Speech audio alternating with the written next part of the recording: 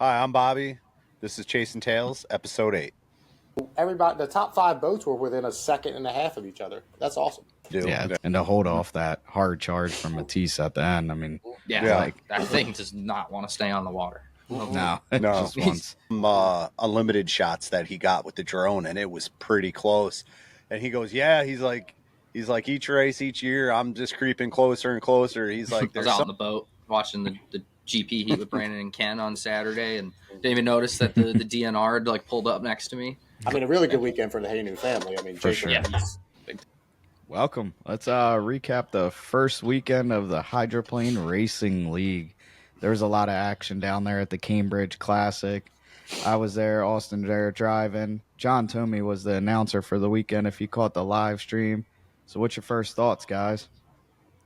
exciting. This was a very exciting opener for the HRL season. A lot of ups and downs for a lot of ups for people, a lot of downs for people, and a lot of flipping backwards for people too. That was it was some quite interesting racing that they had going on down there. That was upwards, backwards, sideways. They both were, man. Everything. They were crazy. like identical. Yeah, I think they got taught what the air's like down there in turn 2. Not only when you get liftoff, but I've never seen boats do the pirouettes like they did midair. Yeah. That turn, you have to use your wing. You just have to use it. It's the biggest, fastest turn on the East Coast. Well, what happened was the wind changed from the east to the west throughout the day, and they didn't make an adjustment to that west wind. Yep. Right in the face. Hey, John, I'm a boat racer. You have to say the wind changed from this way to this way. Front stretch, back stretch, like, back stretch to front. Yeah, you get like I've been on job sites before, and you talk to a guy on job site. Yeah, it's at the north end. Well, can you point me in that direction, please? Yeah, that was the biggest change. That change of that wind, and that just called everybody going down into 2. One thing I got to know: did you guys ever find the Loch Ness monster? No. Nope. You don't want to get me started on that. Nothing was found. Some thin props were found. They just hit some crab pots. That's all it was. I mean, Nope. Yeah. Dockside had their crab pots out there. I'm just thankful Paul Pigeon was there. That's all. Yep. Yeah. Exactly. Yep. Yeah. Yeah, there were some thin props or something going on. Definitely Thin props I think thin Loch props. Ness monster is the good term for it. Thin props and thin transoms. Yeah. I will say, for Jack's defense, it did look like he might have struck something because it was halfway down the rudder, and there was a gash in that rudder, like I've seen when I've seen things get hit. Yeah. But my whole problem was with the other guys was usually the prop and the rudder have damage, and only the props were coming back with damage. Yeah. Yeah, it was kind of wild that it all happened at one time, but I credit to HRL and obviously the committee there at Cambridge to go through it all, do their due diligence. I know a lot of teams are nervous going back out there, and once one went out, it was all good. I don't know if that caused Tremblay's blowover or not, but maybe the Loch Ness monster reached up and gave him some lift. So I was thinking, I was driving home today, and I was thinking about Jack. Jack has some bad luck. Yeah. I mean, year after year, not just over here, he has it over New Zealand.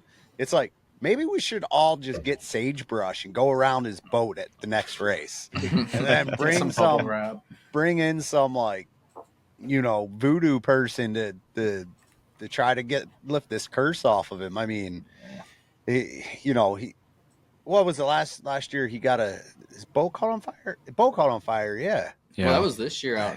Or this year, last year. Yeah. This is a new season for us, so I think his racing was last year. But yeah, that's right. Yeah, it's just like, man, that he's going to get it going here shortly, and we're all going to be like, oh, watch out. Well, he was rolling in the that final. boat's been fast. Was it? Yeah, rolling in the final for a damaged rudder. Yes, he was rolling. He almost got up to Ken. He wasn't far behind Ken. Oh, really? The dude has no fear. And for what we're talking about here, we'll try to go to this live stream and show you what happened to Jack. I think it's like right here. just whoop. Yeah. Yep, mid-turn, just something snapped, something hit something. Luckily, he was wild. all right. I kept asking him to show me his thumbs all weekend. And then I go out there the next heat after him busting his chops and break our steering. So next time I ain't saying a word. You're probably smart. That was a pretty violent hook. It was. It's never fun to spin out, especially. Well, I haven't spun out in the GP. Knock on wood. It's not wood; it's drywall, but same thing, right? There's wood behind it. Right? No, they're metal studs. Oh. Metal studs. We're screwed. Yeah. But yeah, I'm glad he came out of it all right. You know, he's going to get it back together. He's going to get rolling, and he's definitely going to be the one to watch out for. I mean, him and Ken both. They're super fast. They're competitive. So he'll get it going. What'd you guys think of the new GP time trials from a fan's point of view? I don't know, Brandon. How about you tell us what you think? I thought I was super slow, so. You look super slow. It did. Didn't turn much RPM. I like it. I like it. It it allows you even though you get awarded some points for it and then you're lane for the first heat, it allows you a chance to go shake out some cobwebs, go test a little bit, throw a prop on there you might not run during the heat. And no, it's exciting. I mean, what do you think, John, from an announcer standpoint?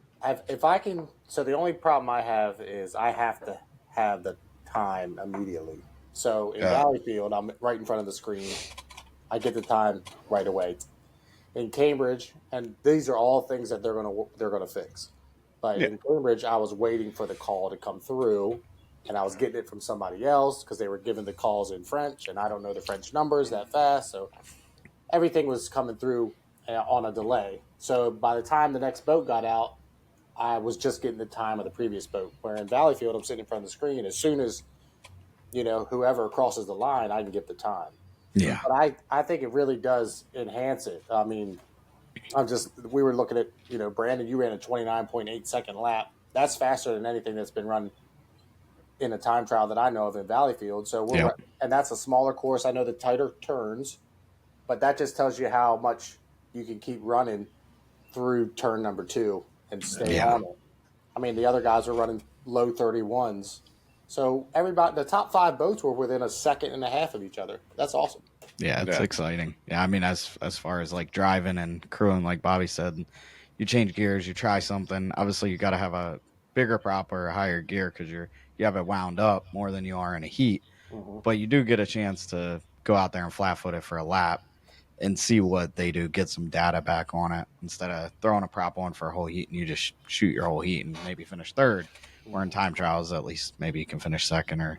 But it's crazy. I mean, we've done it in Valleyfield all those years, and like you said, the times are so close. Yeah, they're going to be even closer this year. I think the more us drivers get used to how to do the time trials, I think there's a few different things practicing you could do to get runs or smooth out, go slow to go fast kind of stuff.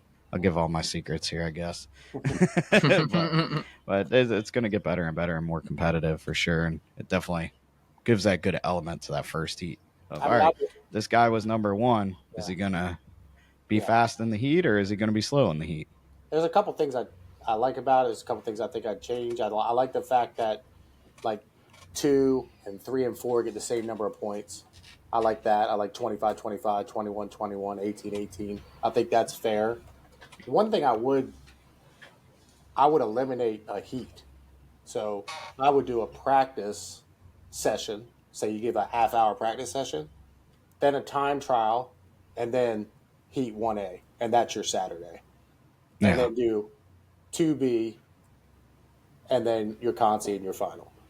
And I know that some fans might not like that, but if you've got 14 or 12 boats and you're doing time trials, that's awesome because everybody's fills a lot of time. Yep. And then it keeps the anticipation. Is this next person going to be faster? And I know that fans up in Valleyfield love it. They always ask for us to do them when we didn't do them. So, that's a good point to put on the board. I know our drivers committee, we kind of, when we went to this, we were like, no, we don't want to get rid of it. We go to a race. We don't want to just race by ourselves. So we didn't want to give that up, but obviously that's where HRL knows what their fans want, and they'll make that decision going forward instead of us racers. I mean, I I'll think be either honest. way. Yeah, I'm sorry. I think I'll be honest. Either way is fine, but I think if you get sometimes you get too many. I'm not saying we have too many heats. I'm just saying sometimes it leads to more breakdowns and people on kill and fires and we saw a 2-boat heat. We saw a 1-boat heat this weekend. Things like that. What's the point? Yeah. Do the time trials, do 2 qualifiers and the final. Yeah. Yeah, I think unfortunately, I mean, Cambridge kind of gets the short end of the stick being the first race of the season. Everyone had their stuff all pulled apart during the winter, and then, rebuilding engines, putting boats back together, total overhauls. So unless you hit one of these test sessions or go to like Edgewood and test like Brandon did, your first shakedown is Cambridge. And unfortunately, I think, you're gonna find your issues at Cambridge, and then, so that's just Cambridge getting short in the stick, unfortunately. I mean, wish it wouldn't, because it's one of the best race courses that HRL has. I mean, look how smooth the water is, and it's a fast course. I mean, Yeah, it is awesome to watch the racing at Cambridge. Yeah, I agree. It was fun on the stream this week and not being there. I had it up on my TV like basically all day, both days. I was out in the boat watching the GP heat with Brandon and Ken on Saturday, and didn't even notice that the DNR had like pulled up next to me. I was asking for. So he was telling me I needed to move the registration up on the boat. But I looked up and I was like, "Oh, what's up, man? Just watching a boat race." I hope the remaining races, the live stream, I have no doubt it will remain at least as good as it was this time. And like you are saying, I'm sure it will continue to get better each time. It was really the first weekend that we had all gotten together. I mean, it was the first time I ever met Jared and Brian, and they're phenomenal. They did great. They are phenomenal. So they're going to be with us all season, which is going to be awesome. And of course, JP and Steven. Steven is a mastermind when it comes to producing, because he's literally producing the event. So there's 3 different camera angles right now that we have that are all rolling at the same time, and he just bounces around based on my voice. So he listens to what I'm saying, and then he'll push camera 2 or camera 3. So that's why you get all the cuts when you're watching the live stream, which I went back and I was able to watch a little bit Sunday night afterwards and just kind of do a self-assessment sometimes is what I like to do. But I think it's phenomenal. I think, like you said, it's only going to go up from here. Yeah. For sure. I loved that backstretch drone shot, man. And obviously fortunate for Michael and the 8 team, but I mean, that's one of the coolest boat racing shots I've ever seen. I mean, that dude Brian can get, he like hovers around 16 to 18 feet with a drone just so he doesn't get in a rooster tail or something. But we've never been able to get that close. Like even with the drone shots we have for the turn judge, they're like at 100. Yeah. They're up there a little bit, but this dude is right on top. He's chasing down the boats. I think it just adds another layer. I've talked to him before about that, because there were some unlimited shots that he got with the drone, and it was pretty close. And he goes, yeah, he's like each race, each year, I'm just creeping closer and closer. He's like, there's some drivers you can do that with, and some drivers you have no clue where they're going to go. He's going to even push the limits even more. So I can't wait. I mean, I'll be at Valleyfield, but for the people who's not, I'm pretty sure that live stream is going to be epic. I mean, they're talking about all the different angles that they can get on land, plus the drones. They're talking about putting somebody on the backstretch. Oh, wow. So that'd be cool. When you're coming out of one, like Jared being right there. Mm-hmm. Yeah, that's getting shots like Brandon. Those are shots that you haven't seen. You've seen Jack's blowover, but like that's where we're on edge. Unfortunately, the big grandstands are on the front stretch, and it's obviously a great view, but on the back stretch where you're on edge, them fans back there in their houses get the best view, and I'm sure their hearts are pumping when we're pushing it to the limits back there. So definitely be cool to get the shots, and I'm excited for all the content that's going to come out from HRL after their first weekend with all this new team and just getting different angles and all that. I know they were jumping around places. A lot of the interviews were great. Photos coming out are great. It's like they just amplified their whole media presence. I don't know how many GoPros they had. I know we lost one on Tremblay's boat, but I think we had like a dozen GoPros. I think they said there's like 10 or 12. Oh, that's wow. awesome. So all that's a lot of work just to do that, just to go mount it on this boat, get the footage off of it, change the battery, batteries. They were running around nonstop. That's a huge job. Yeah. And I mean, they didn't go off like without a hitch this week, and a couple things to deal with just to make the racing happen. Yeah. So, no, it was impressive, man. That's pretty cool. It's pretty cool. Overall, like the racing itself, it was pretty exciting though. I think saw some things that maybe were not totally expected, as well as some stuff that we did expect. Yeah, I think I mean we could start with, we kind of talk GPs, but if you talk H350, I mean Bobby King is just in another level right now. I think so fast. It's insane. So fast. He can take that GP engine and put it back in the GP now. he's on another level, but you know, there's some guys who were finding speed, like Paul Barber. I mean, yes, Paul. A couple years ago, Paul was struggling with some engine gremlins and some other things like that, and then him and Richard just been working at that 350. I don't know if they just kept testing all summer and didn't come out and race. I know they came out to one race at Mott Lake, Michigan. But he came out swinging. He's quick. I mean, he's no slouch. So I was very impressed with Paul. I told him myself, I said, I think that year off got your mind right and centered about what you need to do for yourself. Because I think he was literally killing himself trying to do too much. Yeah, too many boats. Too many boats, too much going on. And you can tell when he puts his mind to one thing and concentrates on it. I mean, that 52 is fast.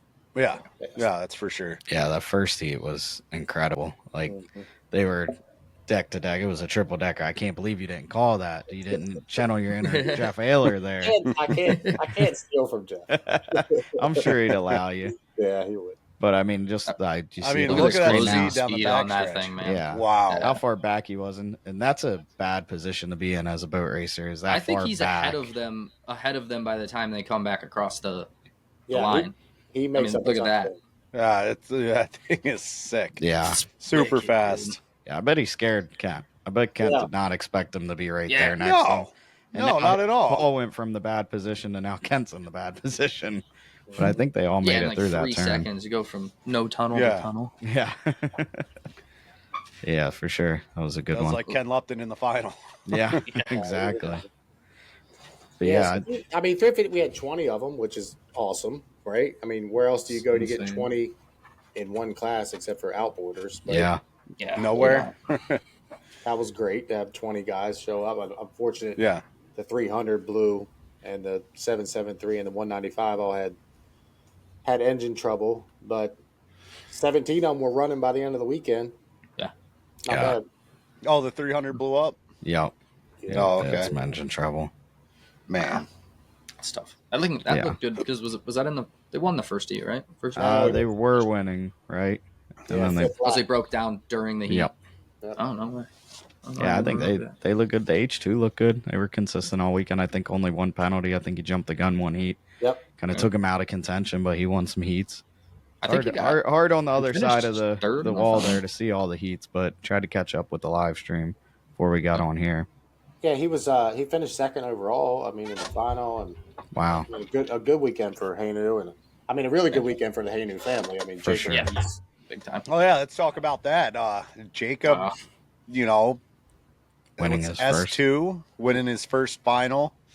Won every heat this weekend, I think. Or no, the first qualifier on Sunday, but he was deep out in lane 5 or something. Yeah, very very impressive. He just finished his rookie heat in Edgewood, and then comes to Cambridge, and he handled himself pretty well in that boat and drove it like he's been driving for a while, which, I mean, he's been around it his whole life, watched his dad race all these years. So, you know, yeah, he knows what to do. And to hold off that hard charge from Matisse at the end, I mean, like we're just watching, like, oh my God, is he gonna get it? Is he gonna get there? Yeah. I would love to see a picture of that finish line because it looked close. Matisse said like a sponson length. 10 more feet Wow. is what he needed, probably 10 more feet of race course, but hands down to Jacob. That was, you know, that was a great run. Charge at Congratulations the to him. Yeah. Well, that was That pretty boat, cool. dude, I'll tell you right now, though, that thing does not want to stay on the water. No, just once. That wing's like billboarded the whole time. But I mean, I haven't that's not mentioned an easy thing to drive if you're a rookie driver. I had mentioned that during the heat, like one of the first preliminary heats. I thought maybe he was just keeping it in the upright. Yeah. Keep the boat on the water, but he left it there for 5 laps. Yeah. I was Well, like, I mean, until he gets used to it, you know, it's one of those things like you use too much wing. Yeah. I forget who asked him, but he does have it just set there because he said any upwing and it's going over. Wow. Oh, they got to do some prop work and and maybe drop strut, make a couple changes. Yeah. Maybe the sponsons are too much angle of attack. Still fast. Oh, it Let is him start fast. using some wing, and that'll be pretty crazy. Yeah, well, we all know that boat's fast, so Yeah, it's always for sure. Always been. But even in the S class, Austin, congratulations on your first HRL qualifier win. It's all right. John's still saying you hit a buoy, so he's saying you did not win that one. Points. I thought he was. Didn't you call him Kyle once? I think you called him Kyle once. Well, once. To my defense, one heat has Austin and the other heat has Kyle, and I'm like, I know they're both not here. The first heat is me. The rest are Kyle. My win, I had to cross out his name and put my name for my Facebook post. It makes it tough. He was like, "Good job, Kyle." Yeah, but you did a good job all weekend. Definitely a good learning weekend. Being in the tunnel vision, being tight. Like we said, as you get into these more experienced racer, obviously Derek Anderson's been around for a long time and held you to a lane. That's stuff that's what the S class is for, to learn all that before you get thrown to the fire by trial in the F class. Definitely. Shout out to Derek Anderson for his starts. He picked up just right where he left up, just nailed those starts left and right. He did awesome. That boat looked he good, had man. That boat going better than it was in the last couple of years. Big time. He knows what he's doing. He's a good driver. You know, I raced against him my first year and 2.5. 32 years ago. Right. And he was racing and he was a veteran and he was a guy that, you know, he was very competitive and hard to beat. So it's cool to see him back out in the water. Yeah, he did a good job. Yeah, he was definitely quick in the final. I thought I could sneak up on the inside and maybe get up there to him, but that lasted for a whole about a second and a half before he closed that pretty quickly. There was no catching him after that. So shout out to him. I know he gave Mama a hug after the first heat of us running next to each other and made sure to let her know he gave me just enough room. That's cool. So another shout out, Eddie Camfouche locking up his first F class final win. Wow. That's pretty cool. Cambridge treats Eddie Camfouche pretty good. So yeah, that was awesome. That was pretty cool. Weekend? What's that? Did he have a perfect weekend? Let's go to the points. Let's see. I think we'll hit the HRL app here and we'll find out. No, him and John were tied going to the final. Oh, okay.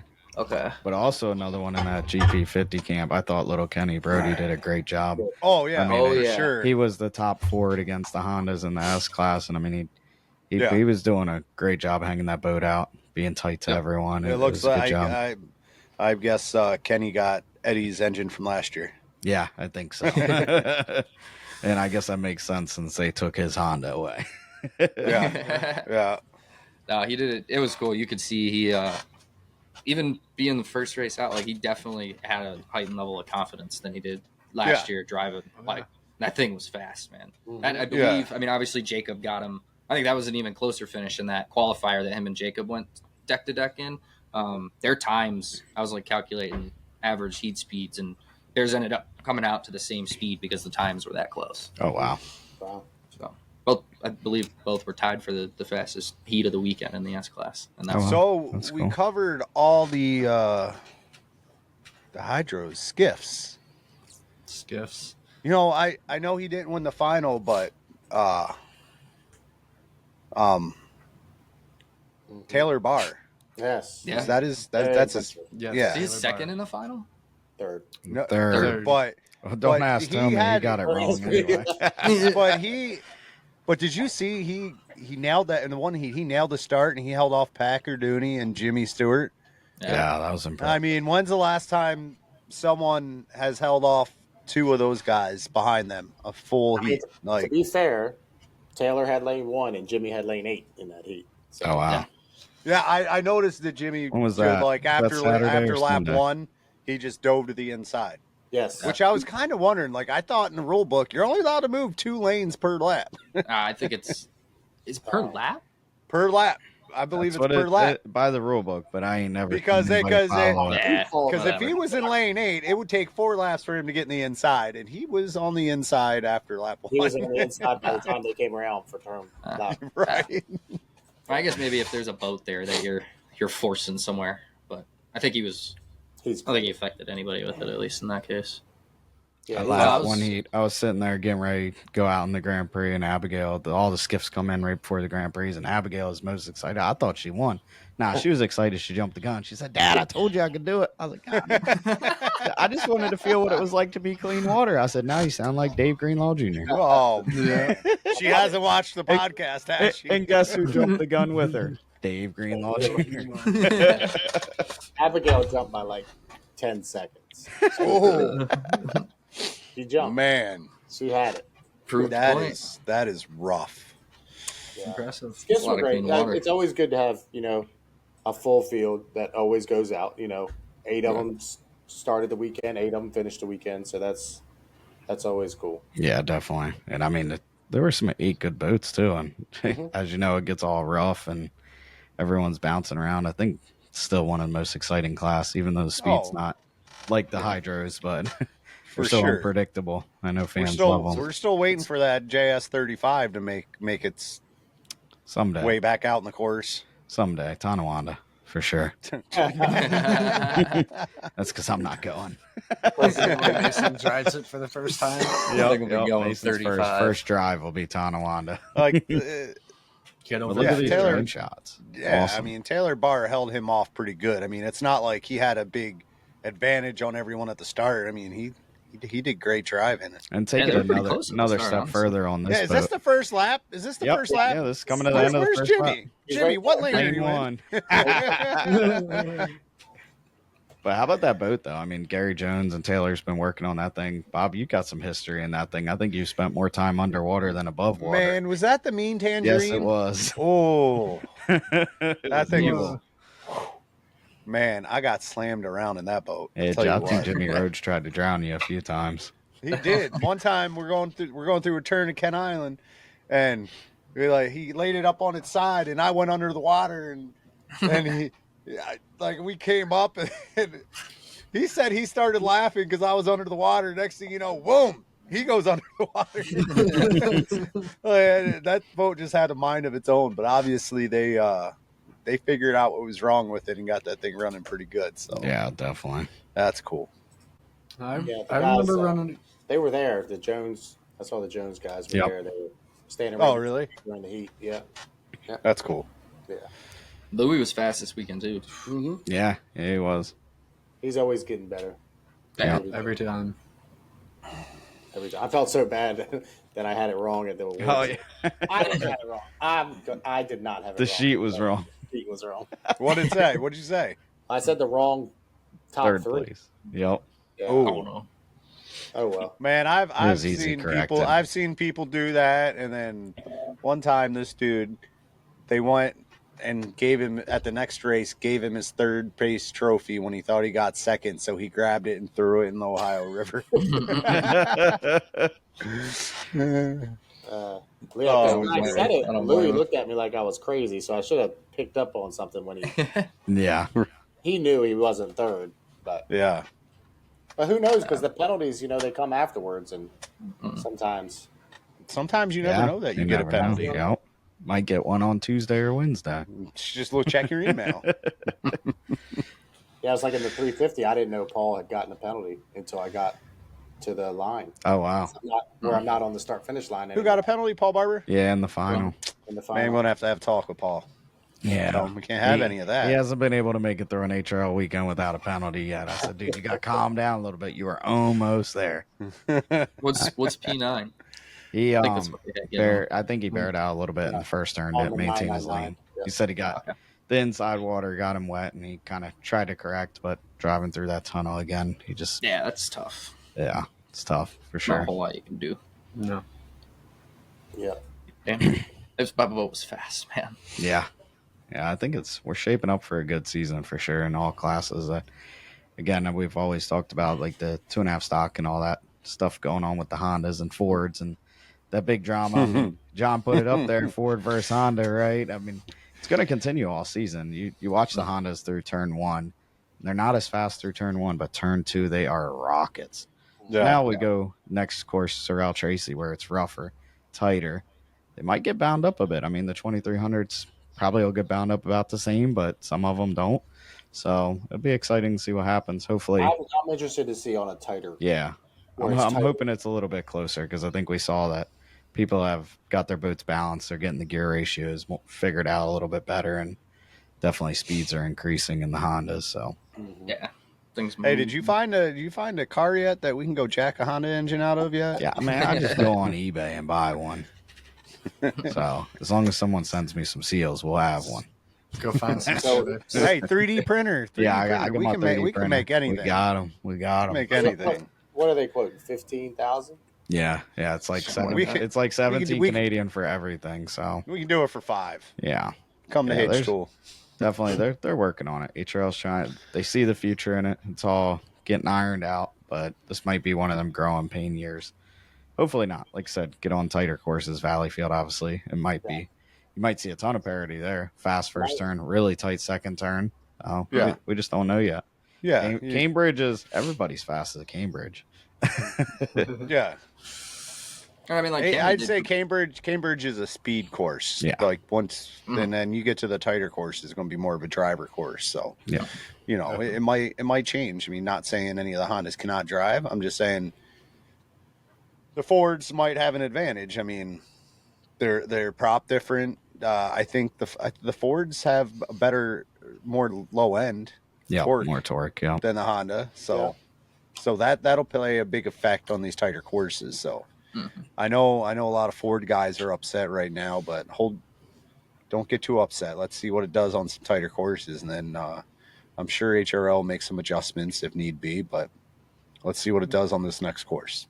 Sure. Like Brandon said, it's growing pains, and if you want to move in a different direction with the class or even introduce a new engine, like you're gonna have to go through some. Yeah. What do you think? Unless you just get everybody to buy one at the same time. Exactly. HRL's been through this before with the 350. They started to introduce the 350, so then they gave the 305s a modified package to kind of bridge that gap. They've been through this trying to help the racers, but also move their series into the future and the next level. So it's definitely exciting. Got to see up close the package they have, and I mean it's very clean. It's like starting your car in the morning. There's no like carburetor delay. You're trying to rev it up. It's just like you don't even know it's running in the pitch. You're like, what's that mosquito over there? Yeah. I mean, and what HRL did with the 350s and the 305s, with letting the 305s modified, it helped the. Is Brandon paused right now? No. Nope. No. I'm just that still, Man, pretty good, ain't I? You guys are paused too. Okay. Maybe it's just good. All right. So what they did with the 305 and that let all the mods happen, they were actually kind of competitive with the 350s. So, they did their homework there. So maybe it'll happen to the Fords too. Who knows? Yeah, definitely. And one thing I got to say with HRL this week, they have the new inspector, Stefan Brassois, and he was on it all day long, checking things. They were lowering our boat onto the crane. He's checking the air trap width. I was a half inch too narrow. There's no rule for narrow, but I'm going to have to make the boat a little bit wider next time. But yeah, Man. just all through, he was going through checking. They scaled a bunch of boats on Sunday.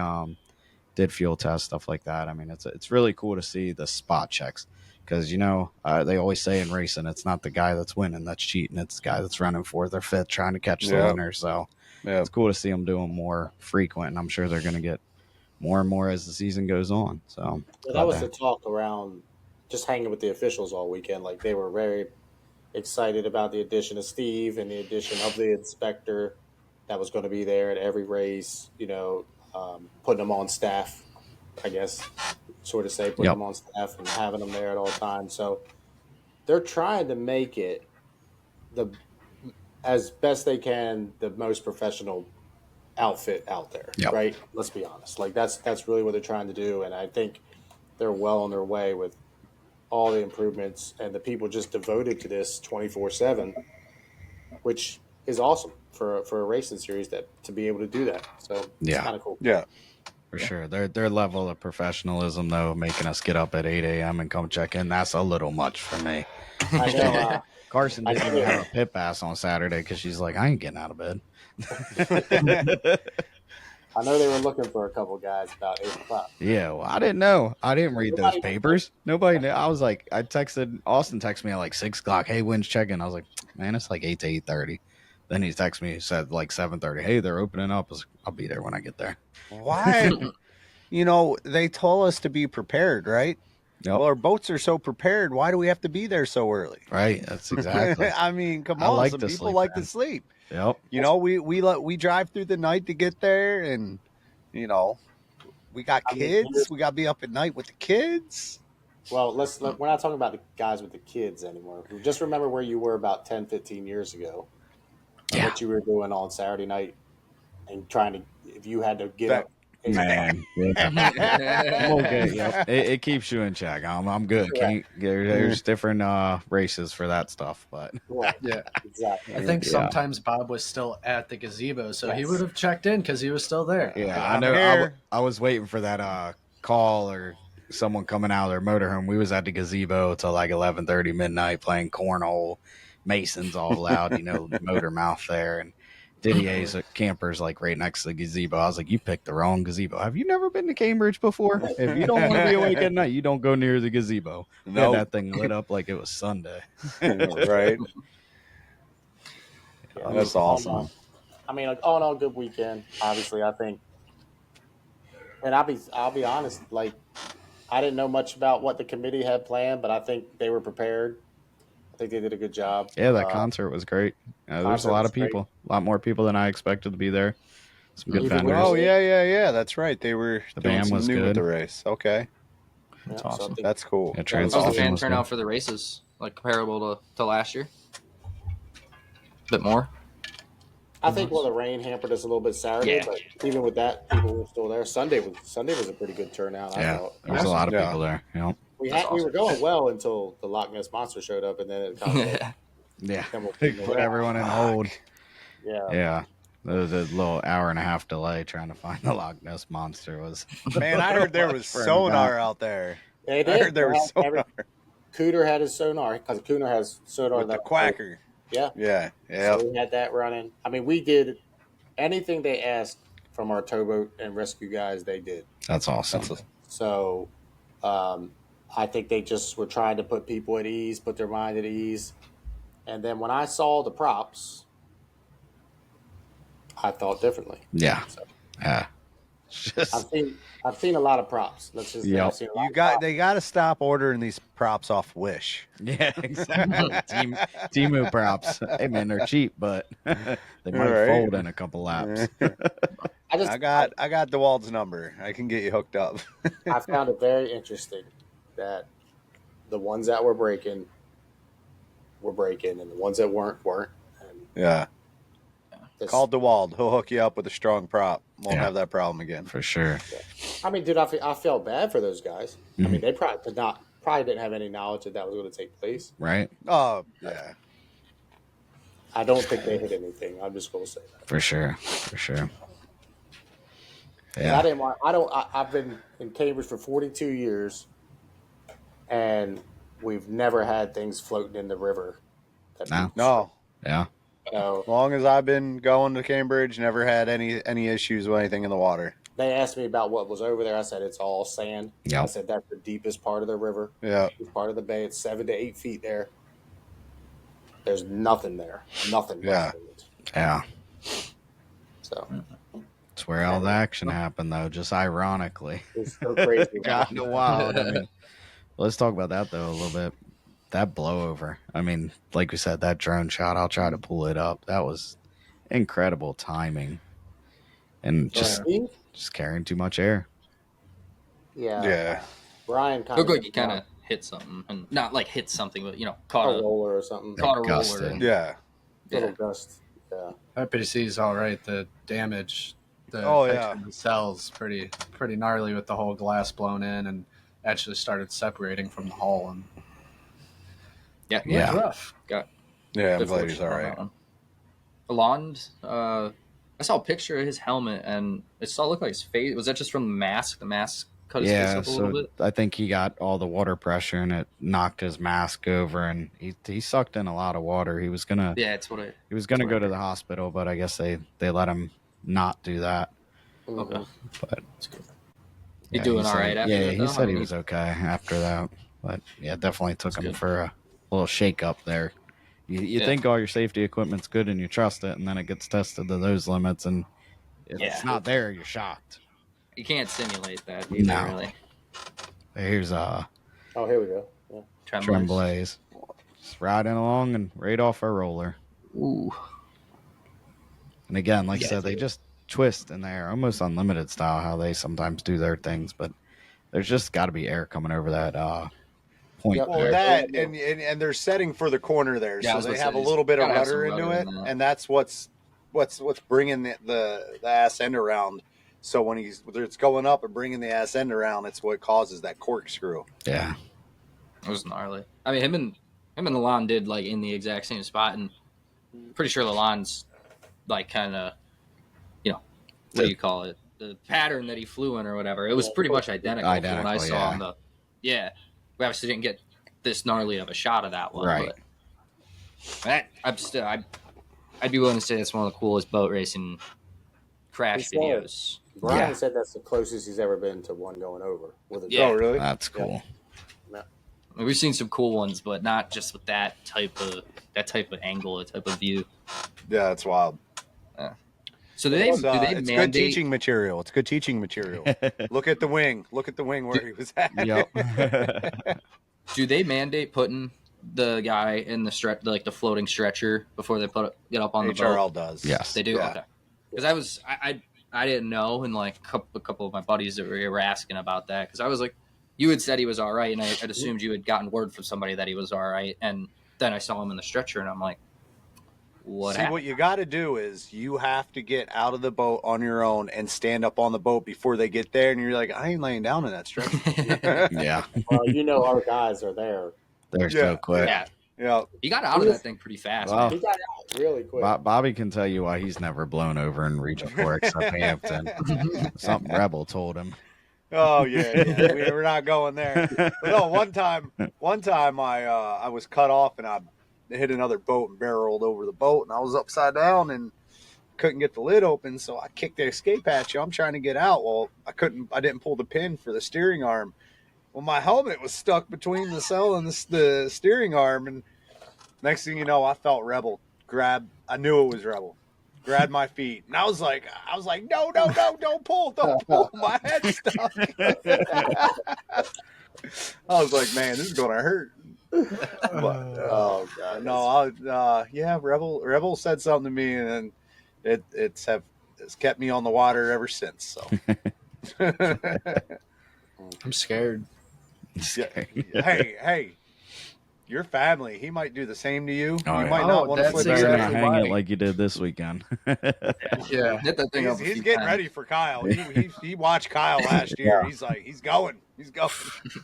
I had a small experience with Rebel already when me and Billy spun out in Cambridge 2 years ago, and he was trying to calm Mom down, and I think somehow there was a correlation, and he's like, "Oh, you're Bobby Kennedy's mom. Yeah, you ain't calming down." Yeah. She was pumped this weekend, though. She was. At one point, I heard her on one of the stream videos. You can hear her on it. I was like, "That's got to be her." There's no way that's anybody. She was a quarter mile away, and you could hear her. She was holding the boat. Yeah. Yeah. Man, that was go ahead, John. I was just gonna say we hadn't even got to congratulating Brandon, though. I mean, yeah, way to go, dude. Thanks. Yeah. It was exciting. Hell of a heat opening final heat. Yeah, I mean, not just go in the final. I mean, you went out there not trying to blow up your ego, but you go out there and you just lay down a killer lap in the time trials that no one could get near.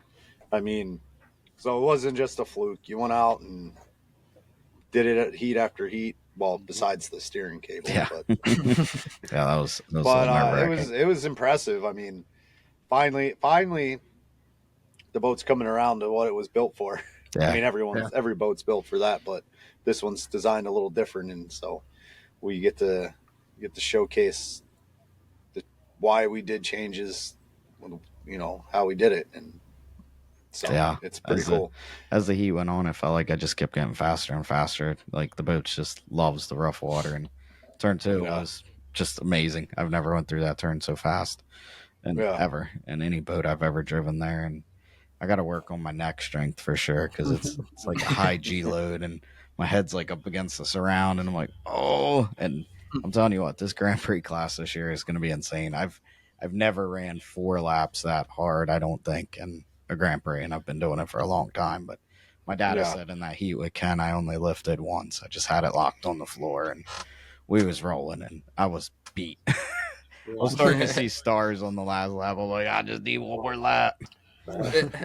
That's when you reach up, push the button on the side of your mask to get air. You'll see the videos, and I even see one from the live stream. You see my hand up there, and I'm like, yeah, just a little pump before I hit the turn. Man, it feels good when you do it. You're like, because it's, you know, that regulator, when you have your air mask on, to breathe the regular air, there's actually some resistance. Yeah. So, you know, it's not easy like to breathe normal. So when you have that mask on, you know, there's restriction, and to do it for 4 laps, it takes a lot out of your chest. Yeah. So to reach up and push that air to get some of that bottle, man, it's like hitting nitrous to your body. It's like, okay, let's go. Yeah, I don't know if it's. Go ahead, John. No, I was going to say, I think you even said it in your post-race interview with Joan. Like, we only had 7 boats, but at any time, either one of those 7 could have won a heat. Yeah. It was incredible.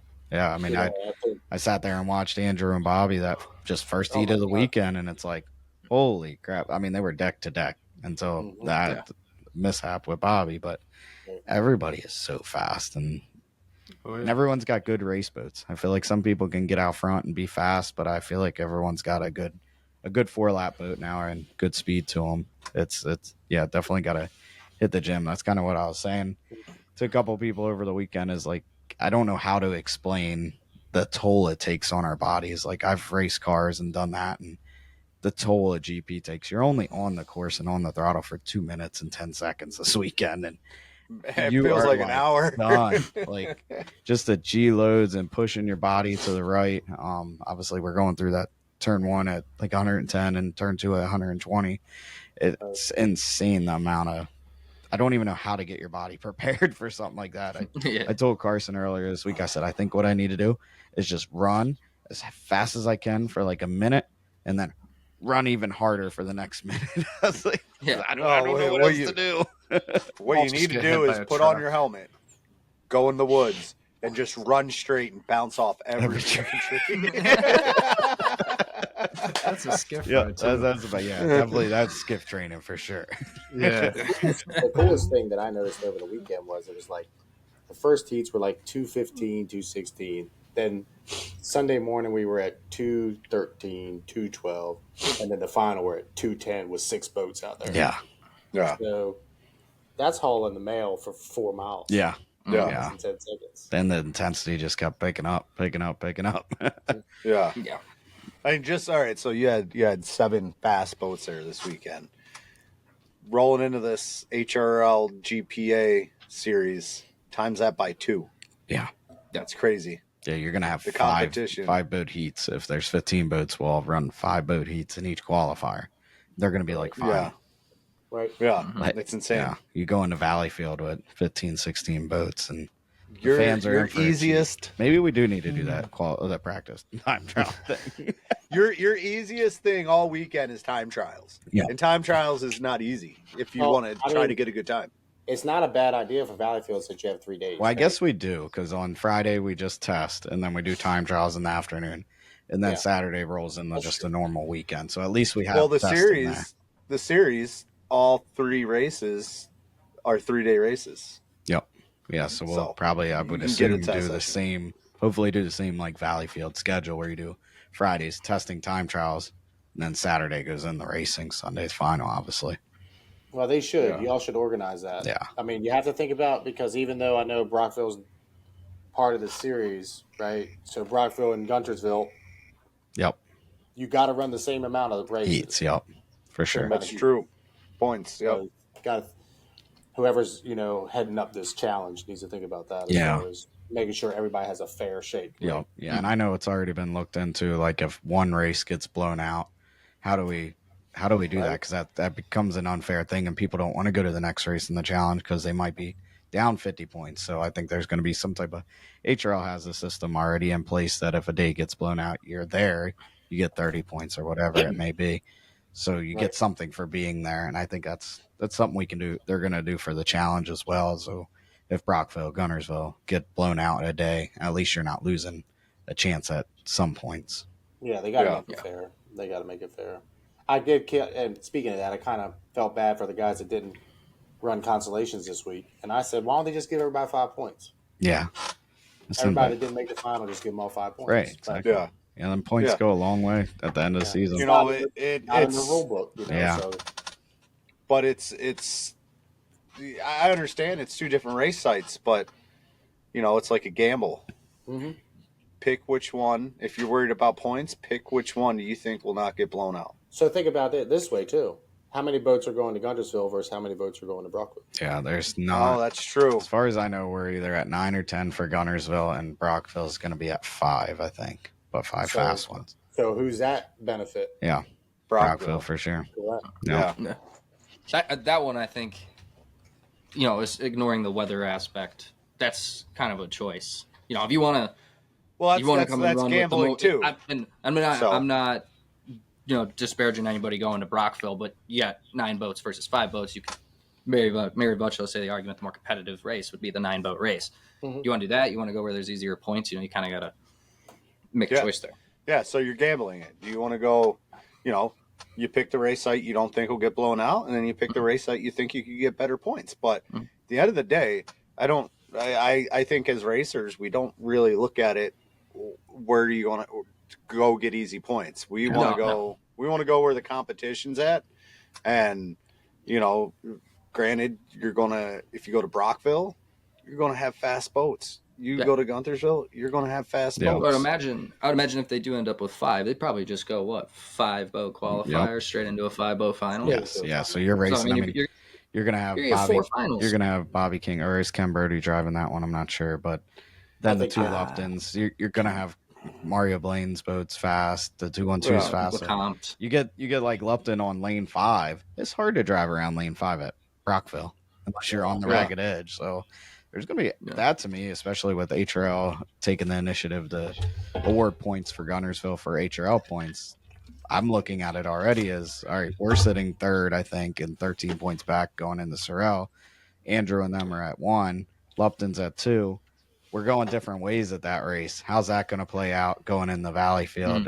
Where are we going to kind of mesh up, or is one person going to take a step ahead? And that'll be pretty interesting, not racing head-to-head. HRL's never had this. We always race head-to-head, so it's going to be a unique little twist. Fans are definitely going to have to keep eyes on both race sites, and whether they go to one, hopefully, in person, and maybe watch the other one on live stream, or just keep in touch. We'll down in Guntersville, we'll have to have a computer up or a TV up with the live stream of Brockville, so we can watch it all day. For sure. That'd be cool. I'll be keeping you up to date. There we go. All right, you do that. You do that. That's one place I will say we talk about time trials. I'm glad I'm not doing time trials at Valley or at Brockville. I don't think I can hang it out. I mean, I've watched videos of my dad doing them at like Tonawanda, and you're just like going down, and you're like, boom, in the first wide. I can't even do a timing run at Brown. Yeah. You get a whole lap in. Bobby just go out there and do 3 easy laps. They're like, why didn't you do a hot lap? I don't want to. Oh, no. So, Brandon, let's go back to the final real quick. So, like, you're in 3. You got Andrew and then Kenny inside of you. What's your thought process from 3 with those 2 boats inside you? I feel like they had a little bit more speed than me, like getting up to the start for sure. So I just tried to lead them up there and get them up to like the mid of Bowie, because at Cambridge is one of those race courses where we get rolling coming up for the start, where a lot of places you don't till the exit bin. So I just tried to lead them up there and then back off a little bit so I'd get a run. Well, Ken took off, and I was like, I kind of got amped up, like, oh, I got to go too. And then when he stopped, I was like, oh, this is my chance. But then I'm like, I think I just jumped the gun. So I was kind of mad at myself the first lap. So I drove that one really hard, but I tried to leave Ken as much room as possible because I know that tunnel vision's hard, and I give him 100% credit for driving through there for the first 2 turns at least. But once we got through that first lap and I could tuck it to Andrew, I felt like we were going to have the boat towards the end. But again, it was like getting rougher. The boats were bouncing around. I think he was a little flightier than I was, and that kind of got me. There was one point I watched the live stream where he got really light in the 1, and that's where I made up pretty much all of my ground. And I know that feeling on his side. I did it in Valleyfield last year where I got super light in the turn 1 and I lost the race right there. One mistake, and I think that's what I was trying to push him into. Obviously, lane 3 against them 2 fast boats, you had to push them into the mistake to be able to capitalize, and I felt like we did a pretty good job at that and got pretty lucky. This is nothing against Kent subbing for Jeff, but not having Jeff right to your right, did that change your approach at all? Because Jeff's, the 79 is fast too. Yeah, I think it allowed me to do a little bit different on the start. Like I said, back up the start and try to get a run at it. Eric got up there a little early, and I got wet from him, and I was kind of worried my lane was going to close, but he left me enough room to get up through there. But definitely, if Jeff led me up there, I would have had to get my nose up there with him, because obviously he can accelerate well too. And even if they got a half a second on me, and then now I'm in the tunnel in turn 1, I'm pretty much screwed to try to get to Andrew at that point if Andrew got a clean turn 1. So everything pretty much happened as it needed to happen, kind of just like last year with Andrew. It was almost total opposite. I was in lane 1 last year. He got that picture clean first turn and was able to hold the RPMs up, and now we just swapped this year. So definitely helped for sure. Yeah, that is cool. I didn't even think about that. He was in 1 last, or you were in 1 and he was in 3 last year. Yep. And he won for 3. So it sounds like lane 3 is the place to be. Yeah, surprisingly, with how big the corners are at Cambridge, you wouldn't think that, but I think the run you get coming off of turn 1, and you carry that speed all the way back to turn 1 because you don't really slow down much through turn 2. So I think it's okay to be in lane 3, and that's what I like about that course, is it gives you the opportunity to. Lane 1 doesn't always win. And I think we could have seen that in 2500 if John would have led Eddie in the turn 1 a little bit more. Might have bound that Honda up, and they would have been racing hard. But again, getting the turn 1 clean is huge in any class, especially those classes. Yeah, I think GP attrition was pretty good. I know the Brodies had a small fire on the first day, and what were they fighting all weekend? Did they say electrical? I think because of the fire. I think they had like a fuel leak or something, and it actually caused a mini explosion and blew the cowling off going into turn 2. Luckily, I mean, they worked hard between heats to get it back out there for that second heat. And Bobby just felt something wasn't right, so he brought it back in. And I think they were fighting a little bit of electrical things, but I mean, heat 3, he was rolling. He jumped the gun by a little bit, but that would have been nice to see that one play out. Like if he didn't jump the gun, I don't know if Ken was catching him, and that's. I don't think he would have. Yeah, that's awesome to see that GP50. I mean, we've talked about it as a GP group that they've been slowly stepping up. I mean, even Ken's driving last year. Ken Brody's driving. He was doing a great job, and now adding Bobby King to the mix. But it's just going to keep getting faster and faster. Again, you see his 350, how fast it is. His setup knowledge is unmatched. I mean, he's worked with Jamie Auld, he's worked with Pat Zankier, so he's got a lot of composite knowledge too. Yeah, I think it was my point of the whole to start that discussion was engine reliability. Seems like people are more on their toes about gear ratios and setting the timing and all that.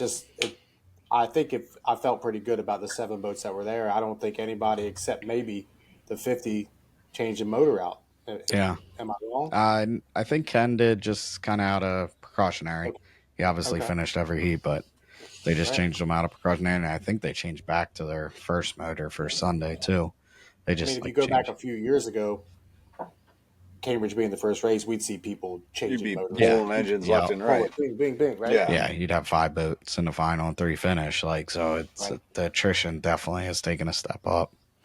I think that's awesome for the sport. Yeah, and I gotta say, Jack and that team, what they did. I mean, you could have easily been like 3 hands of the transoms ripped out of the boat. I'll just go on the Sorrel.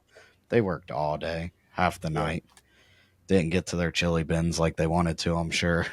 But I mean, just incredible. And then they go out there with a rudder that was damaged. They ground on it and do what he did in the final. It's impressive, and big shout out to them for not giving up. Yeah, it's pretty cool. Absolutely.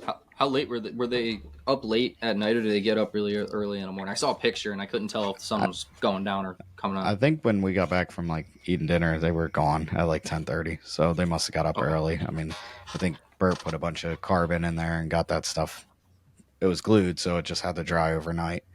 And then they had to drill all the holes and mount the rudder bracket the next day, run the steering cables, all that stuff. So wow, they were running steering cables at like 10 a.m. Yeah, on Saturday. it's crazy. Or Sunday. Sunday, yeah. That's wild. Yeah, I wouldn't. Cool. I might pretty not. cool. I think it's just pretty cool where the class has gone to. Like, we just talked about motors, and then the camaraderie to get Jack on the water. I mean, everybody pitched in. That anybody that he asked for help pitched in, which was awesome. So I think that kind of stuff is great. Yeah, it's cool that people step up to help the Luptons, because if anyone else was in that position, all the Luptons would be over helping whoever needed it. For sure. I mean, that's the type of people they are, and it's pretty cool to have them part of our series and come back over here again. I mean, just the level of competition they bring, and the friendships off the water. It's a great group to have around. Pretty cool. Definitely. Cool. It's cool. Yeah, I think you see us all as racers. We're fierce on the course. Obviously, I've had my fair share of rivalries, and Andrew being the top dog and been chasing them. I was there in GP, and now he's kind of surpassed me. So I was like, to race him, that was, I think, one of our first heats, racing deck to deck for a full heat, nobody breaking. And we were parked next to each other on the dock, and just the camaraderie, congratulated me, and like was happy that I won. And I would have been the same if he won. Like, and you had a battle like that. I think it says something about this sport. I know there's other sports where you go and punch the guy in the jaw. So it's good to shake hands. I'll be honest. I think that is the maturity, though. Yeah. I mean, if we go back, Bobby and Brandon both go back 10 years. You always weren't friends with everybody. No. What are you trying to say, John? Yeah. I'm What are you just trying to say? There was definitely He's some just rivalries. Yeah. We weren't friends with each other. Yeah, we weren't friends with each other, and that was caused at Cambridge. Man, the problem was I was trying to leapfrog you, and I was going around your rooster tail, and then by the time the water cleared, I was already like 45-degree angled into you, and I tried to crank it. I was like, oh crap, and then we hit, and I was like, man, I really wasn't trying to hit him. Yeah, Man, unlike Uncle George didn't like that. First time I was in a 2.5 stock in Port Deposit, Maryland, I'm going down the back stretch. I'm like, hey, Bobby's out there, and then I'm like, hey, why is he getting closer? Bam! He hits me, and the boat gets all light. He's like, I just wanted to see what it did when I hit you at speed. I'm like, dude, I'm gonna blow over. When you were driving that green one, I don't remember that. It wasn't. I remember I didn't that. really like hit him. Like, we got side by side, and I just gave him a little tap. It was like that clip between J. Michael Kelly and Andrew Tate in the Gold Cup last year. Just a little love tap, and it's amazing what it does to the air. Oh yeah. Well, especially when you get Andrew. Andrew's got that thing on the limit as it is with the amount of air he's got under it.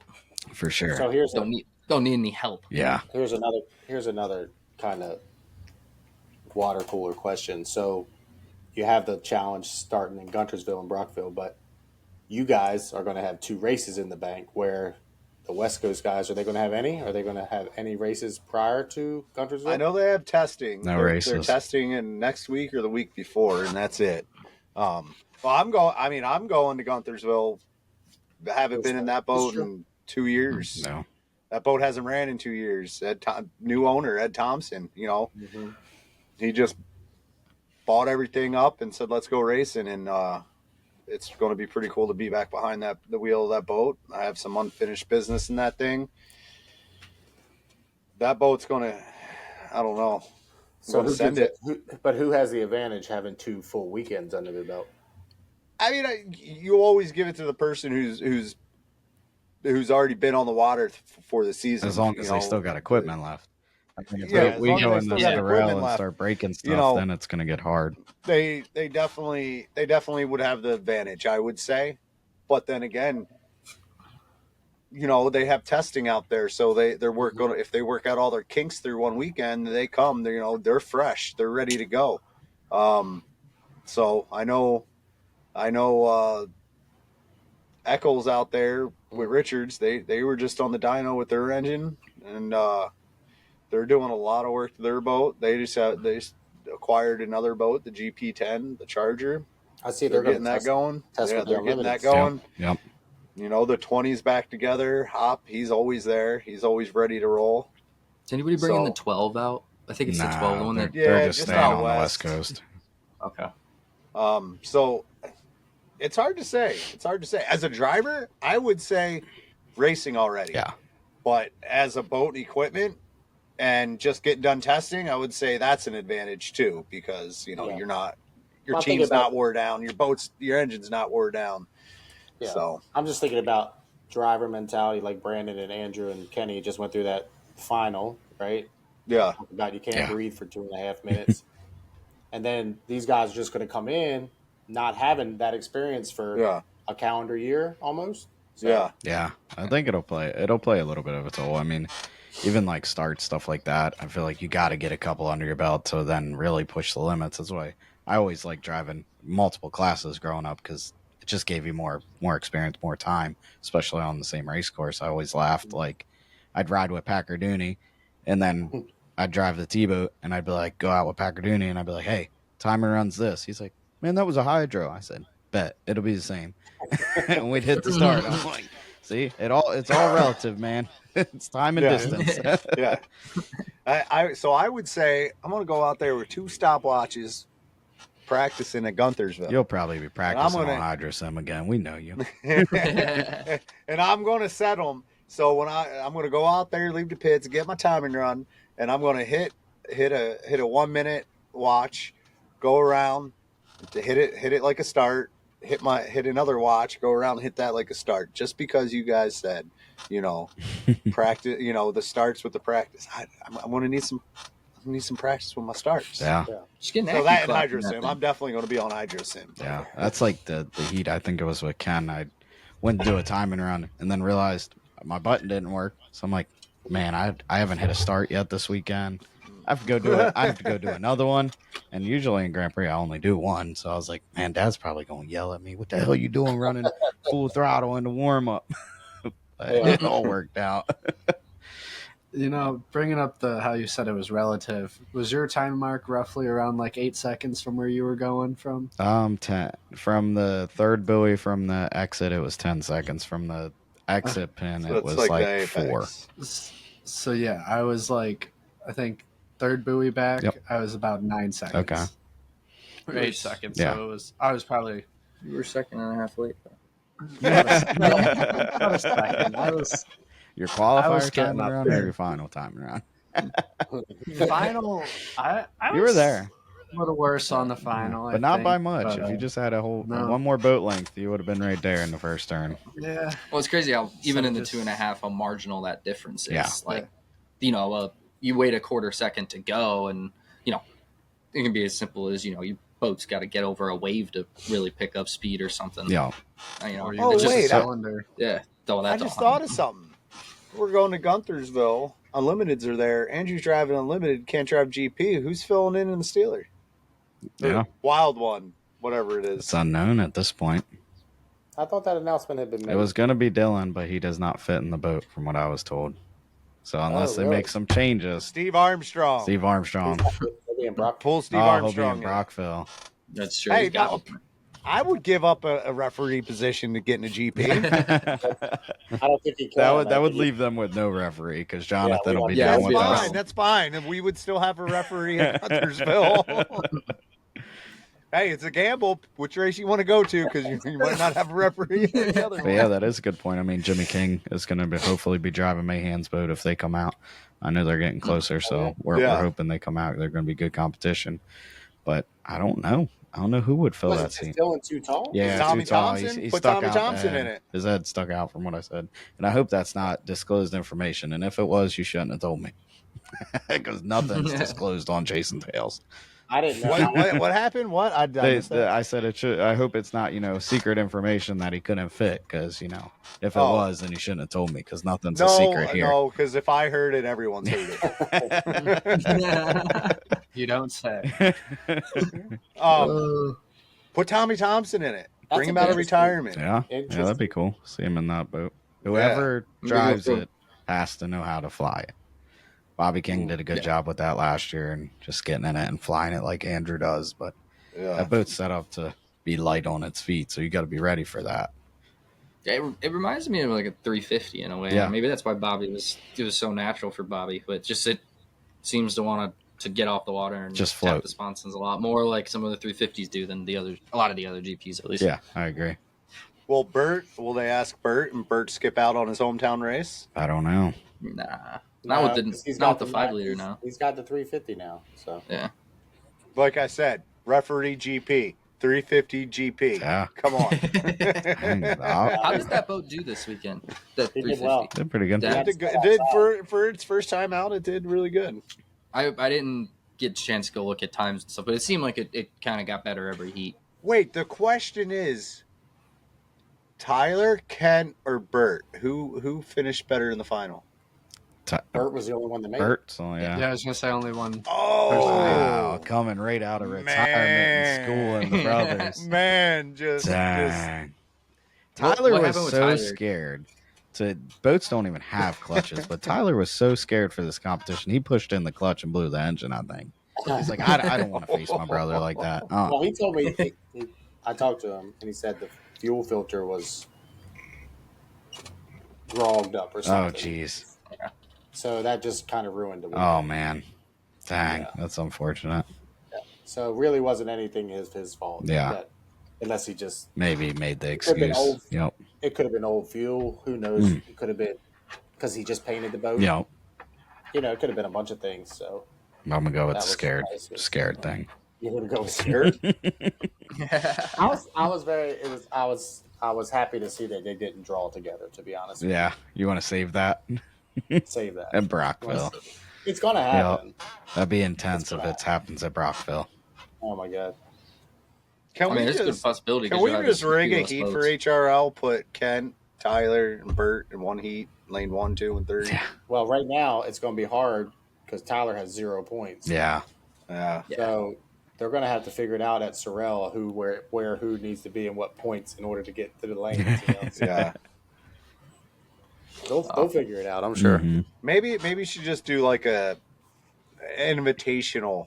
No, All for Star those Weekend, three. HRL All Star Yeah. Weekend, where they do just- some set races, Yeah. and All 4 of us. some multi-class stuff. All the Hondas Yeah. together Yeah. from the S Yeah. and F. Put all the Hondas together for an all-star Yep. race. Put Kent, Bert, and Tyler together for an all-star That'd be race. fun. You Man. get the Hanals racing against each other, the Canfooshes, you get all of us.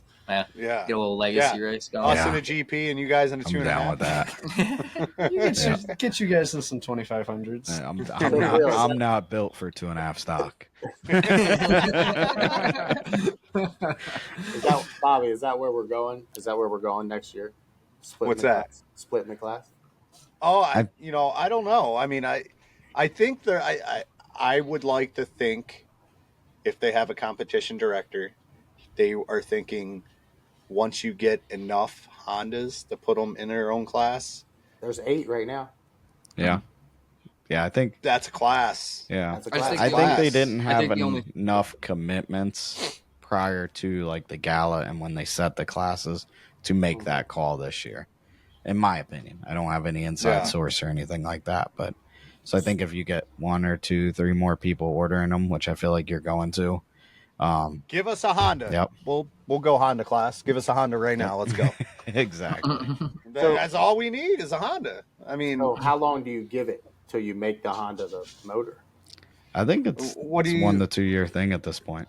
I think I think we're it's there. we're going to find out when we go to tighter courses, but I think the gap is a little too much and it's going to force the hand.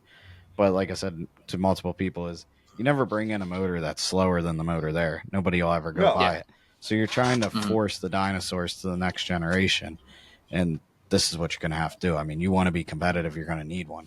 The problem is supply and demand right now. It's hard to get one. Like if we wanted to order one, we can't get it right away. So that's what we're up against right now. Otherwise, we would probably get one. And who knows, we might have one by Valleyfield, but we'll see what happens as the future goes on. I told you to jack a Honda. I carjack a Honda. And let's I take was the about to engine get out there. of it. They I do mean, like Too Fast, Too Furious down here in Baltimore. I got one. I know some wood. You know, if you find a car, I know a woods we can dump the body Yep. in. My buddy, I mean, my that's buddy car came body. Dumped in over. Cambridge, man. That's what everybody was hitting. I think it's interesting because they've obviously got the classes split between S and F for experience. Yep. That's kind of supposed to be the differentiator. I think if you do, let's say next year, theoretically move that to Honda and Ford, that kind of goes away because you think about it, you've got Jacob, who's a first-year driver in a Honda, putting up wicked times, mind you. Then you got guys like Tommy Shannon, who's been driving for, I don't know, 8-10 years, something like that.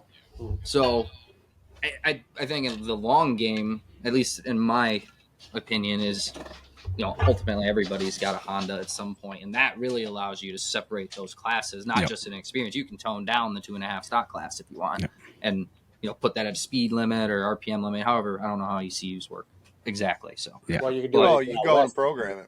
You can put it, and so I think that if the goal long term is to have those classes separated by experience, the Honda provides a really competitive way to go about that. You could have 2 separate tunes, and then you have a difference in speed. I mean, now the difference in speed is by better boats or whatever, and better driver or more experienced drivers. Where if they do that, then it's actual boat speed that's different. That'd be interesting. Or I mean, if you go to all Honda class and then the Fords before they dwindle out, you're gonna have lower budget teams that can go a Ford race can be competitive because they're racing against other Fords, and all the people that had really good Fords are now going to sell their Fords for probably low cost because they're doing no good to them. Now all these underfunded teams or whatever you want to call it will have better equipment in that S class if that becomes what they do. I mean, I think it's a logical thing. I mean, we'll see what happens, and obviously it's the trickle down effect. We talk about APBA inboard as HRL kind of dictates what we do here on the East Coast because of the boat count we have at some of these APBA events on the East Coast. Will it trickle down into them? Will APBA allow that? It's a lot to be told as the season goes on and the year goes on. I mean, put it this way: you have 2 Hondas that would be willing to go to a lot of East Coast races, Cam Fouche and then Hearn. If we get one, that would be 3. So if you don't allow the Hondas in APBA, that's 3 boats that you could potentially lose. And that's already cutting your class down. I mean, especially on the East Coast. I know West Coast, they have their own little region. They all race in. But the rest of the East Coast would feel affected if, wouldn't step up to the Honda. Now I do know that, the Honda is experimental in APBA right now. There's some people who don't like it. Even the person who got it passed for last year for it to be experimental engine wants it to be taken out now because he doesn't like it.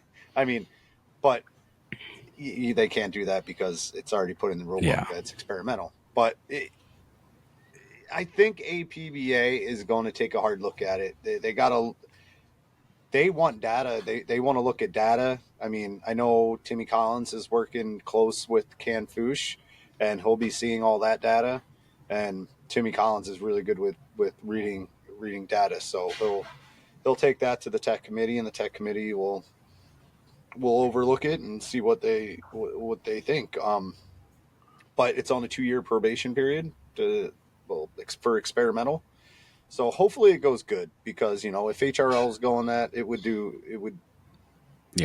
not be good if they didn't go with that. Yeah, I don't think you could come out with another motor to compete against HRL. I mean, if you got them comparable, say a Mazda or whatever, that's comparable to the Honda, and you make them both legal, maybe that could work. But also, kind of when one does it, it's just like the 350s. I mean, a lot of people didn't like that. We lost some boats, unfortunately, because of it. But I mean, the East Coast suffered. We would not, APBA inboard would not have made it on the East Coast 355 liter wise if we didn't adopt that. So, and I think, again, once it's been in there, everyone's got used to it.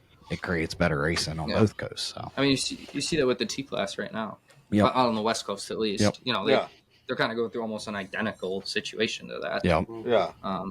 And there were growing pains.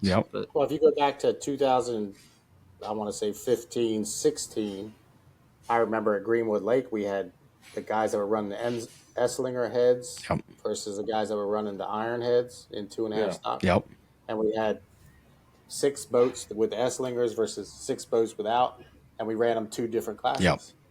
We ran 2 different. They still ran 2.5 liter stock, but they ran 2 different. 2 groups. Yeah, I remember that. Yeah, and there was a big power. I thought that was cool. Yeah, there was a big power difference there too. I mean, right now I think on paper the Honda does not make more power, but it's just where the power is used. Like we said earlier, the Ford makes more torque.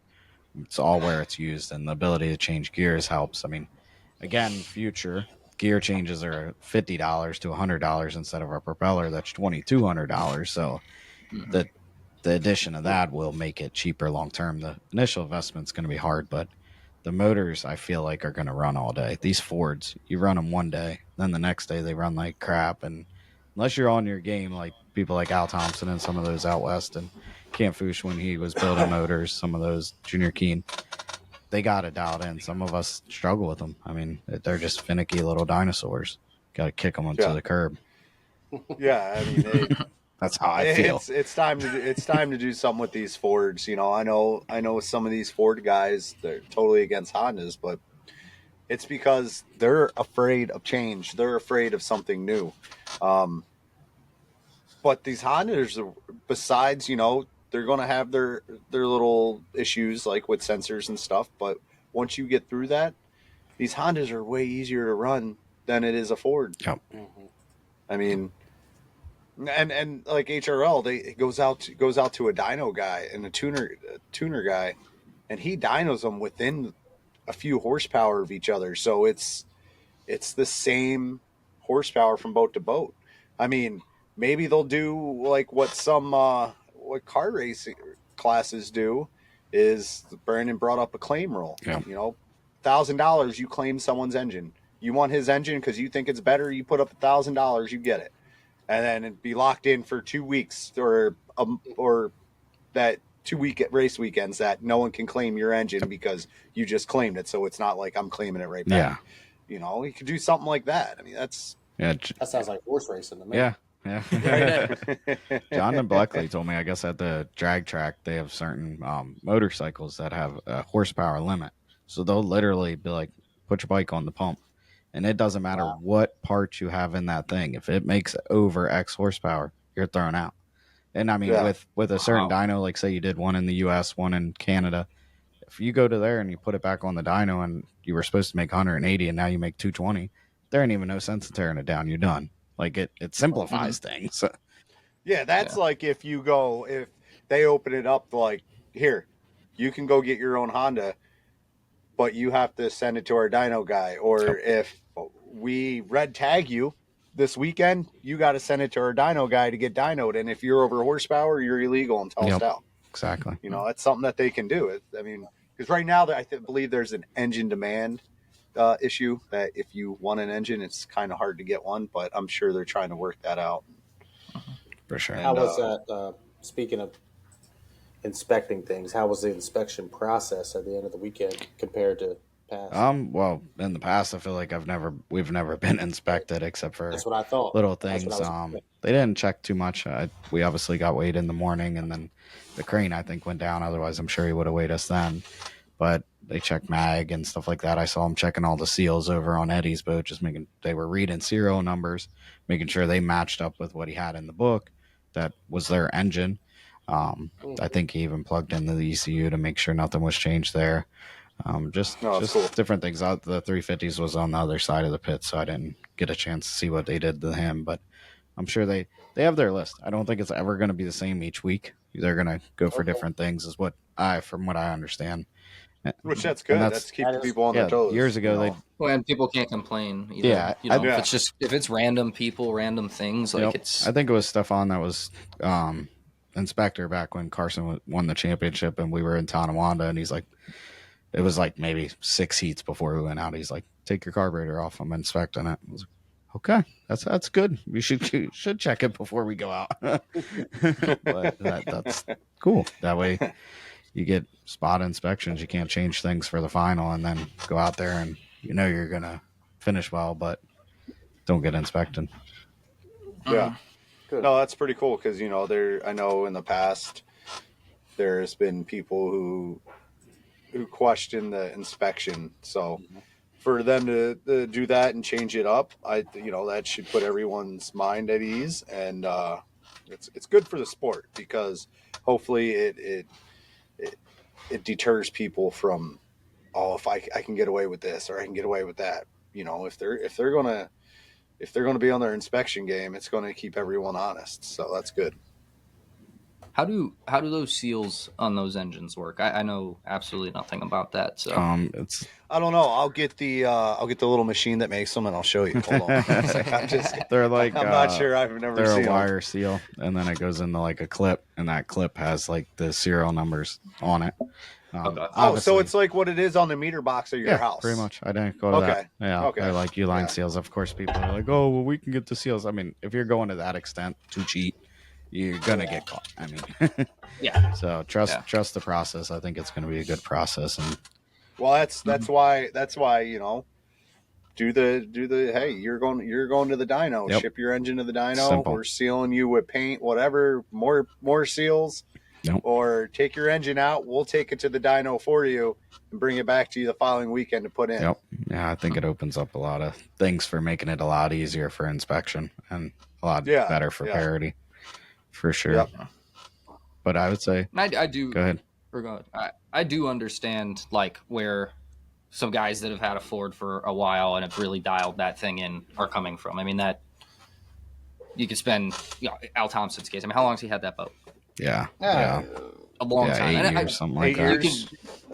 So it's, I can understand where he's coming from. He spent 8 years dialing a boat and an engine in, and, something comes along, and in, Quickly. Ken Fuchs's case, they haven't had that thing very long, and they are fast already. And so, that's where the debate comes from, and it is understandable. But I do think in terms of a future mindset for the sport, it opens up a lot of opportunities to improve, several different processes. Yeah, for sure. And I'll be honest, it was good to see parity this weekend. Yeah. So, John not winning the final and not every heat, and then Andrew not winning every heat in GP, and the 350. I mean, people got some catching up to do to Bobby. He's dominating right now. But other than that, in 2.5, we had 3 or 4 different winners. So I mean. I think Hydro News put out the list of H350 winners after Saturday, and there were 7 different guys. That's incredible. Yeah. So that's pretty in 8 cool. heats. Yeah. That's what you're looking for in a race awesome. weekend, man. That's incredible. Yeah, and that's the competition you want. You're saying about right Eddie there. with the 500. I mean, the Honda, yes, maybe amplified it a little bit, but he was the closest one in my mind, and probably others, to John and Al last year. He was getting closer. Caesars Creek, he ran real good. They were starting to dial some things in with that boat. He had a lot of misfortune last year that took him out of being a player in that ball game. And they did a bunch of work. Look into Bleckley. They already have the H500 upside down, cutting it apart. They don't stop. So I think it's easy to credit the Honda and discredit the work, but I think you could put a Ford back in that boat, and he's going to be right next to John again. And oh yeah, for sure. I said that at the beginning of the year, like with the way, reference the same exact thing you did. They made a lot of progress with that last year, and Eddie himself, still being a young driver, has made a lot of progress. I mean, Yeah, John Shaw's been racing for 20 years, and he's a good driver. He will hold you to a lane, and yeah, he will, there's gamesmanship there, and there's tactics that you learn as you drive for a long time, and just being able to run with John that tight was impressive. Yeah, from Eddie's for part. sure. Yeah, it's exciting. Yeah, so I think. yeah. Do you guys have any closing thoughts? I think we're at the point of wrapping up this episode. Any closing thoughts on Cambridge or moving into Decatur coming up? And then Sorrel Tracy for the next stop of the Hydroplane Racing League tour. I just think for everybody that came and made the weekend successful and stuck it out with us, there were some hiccups, but we've been doing it 113 years, so That's a long time. Anything that goes our way doesn't go our way, we try to rectify it. And I think hats off to the committee and the new people in the committee and the chamber for stepping up, and obviously HRL and their professionalism. I think the weekend was awesome. I think we can look back on the weekend and say it was a successful weekend. Yeah, that's awesome. Definitely. Yeah, thank you, and everyone else who has a hand in putting in Cambridge. It's definitely, in my mind, a great prestigious race. It's hold it near and dear to my heart, and it's definitely good to see that race keep trumping along every year. So yeah, hopefully thank you for that. Hopefully we can and keep it going. And I noticed the trophy in the background there, Brandon. I wanted to say something earlier, but that's as you guys know, that's a pretty cool award to win. So definitely, yeah, it was a complete shock. For some reason, I thought when it went from a 6-liter to a 5, I thought it went to a 5-liter award, 350 award. So to get it, and then just like being around the people from Cambridge, I've obviously heard Skeeter Johnson's name a lot, and the Hills Point gang. I mean, what they do for the sport in Cambridge as well. But then after having the trophy and hearing some of the Cambridge stories of Skeeter and all the things he did, and one caught my attention. He was driving the Wahoo down in Miami, and I guess he had a speech impediment. And he said, I was driving down the straightaway, and I seen a wog, so I moved over.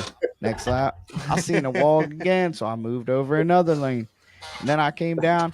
It wasn't a wog, it was an alligator. And it opened its mouth, and he hit it. And I guess he got injured for like 9 months, had rehab. But I was like, that's a heck of a story. Like, I thought it was a wog. And it was story I've ever heard. Yeah. I mean, I don't think people understand the just what he meant to the sport here in Cambridge, because like Alan said in the post race thing, and I know there was a lot of people around, but he built that park. That's incredible. He literally, that park was built for boat racing. That's why that park exists. Before that park was there, it was it's called Great Marsh because it was just marsh. Wow. And he literally, if you dig down like 5 or 6 feet, you're going to run into these big red bricks because of fill and stuff. So wow.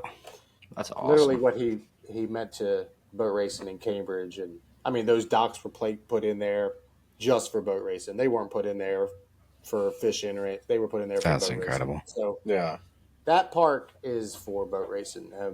As long as I'm living, I'm going to try to make sure we keep that thing going, because I mean, the history, I mean, we have the monument there with all the names on it. If you ever get over there to see the names on that thing, and it's just like, wow, all those dudes were from Cambridge. That's cool. It's pretty sweet. That's pretty neat. Yeah. There's a lot of that in boat racing too.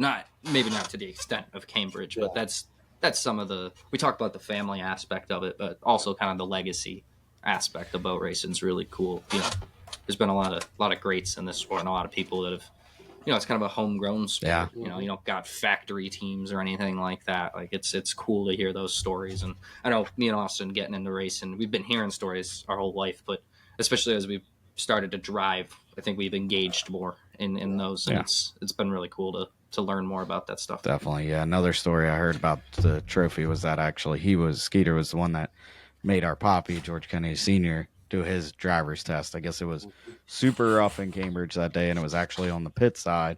And he's like, I don't care what we do. George is getting in that boat today, and he's going to finish his driver's test. And so it's pretty cool to hear. Like, that's where our heritage kind of started, obviously. So, and then tie it in with the trophy. It's very, very neat. I'm proud to have it. Yeah. We used to race on the other cool. side. People don't know that. We used to race on the yacht club side. Yeah. I think I'm going to get it wrong. It was the 60s or 70s. We switched over to the bay side there, but if we ever need to, we can run on Yeah, I that think side. Dad said it was after Dad said the he's 70s. ran on that side when it was too Okay. rough to So run that on the was other the side. days. So I heard that idea so. floated around last year on Sunday was. when because I remember hearing rumblings, but my mom told me when we pulled in that day. As I looked out, I was like, "We're not racing." yeah, And she was like, "I don't know, they might move it over to the other side." And I was like, "What do you mean? Where are they going to run? It's going to be windy over there." And nope, showed up to our boat, and I looked out, and I was like, "Wow, it's glass." yep. It's where they used to run the J stocks all the Yeah. time. Yeah. It's true. There's always glass over there. It's where I drove the J stock the first time. Yep, there's definitely a course over there. Believe me. That's Yeah. All right, Let's boys. say we're wrapping up. Just hats off to you, John. The rest of the Cambridge, race committee, Yes. Thanks people for at calling the police. Cambridge, HRL. Congratulations to all the guys that won this weekend. All the guys that had good weekends. Best of luck to the ones that maybe didn't have the weekend they were looking for. Hopefully they can get things figured out. And glad everybody made it home safe. Most boats are actually, I think all boats are in one piece. Might have a couple chunks out of them, but so it's gonna be a fun season to race. And I'll say from an outside perspective, being at home this week and just feeling the energy online and all the comments and the posts. I mean, it's going to be a really fun year, and I think Cambridge kicked it off in a really big way. 100%. Yeah, that's for sure. Yeah, we're excited. So looking forward to Decatur here in a couple weeks. You guys will be there with Chasin Tails, and we'll do another recap. I think we might have someone from the Decatur committee on next week to discuss what they're doing, some of the new things. Obviously, a lot of us have went there back in the day, so excited to see what they're doing in the future. And make sure you like, subscribe, and follow Chasin Tails for more content, because we got some good stuff from this HRL Cambridge coming out soon. Have a good one. Thanks for watching. Thank you.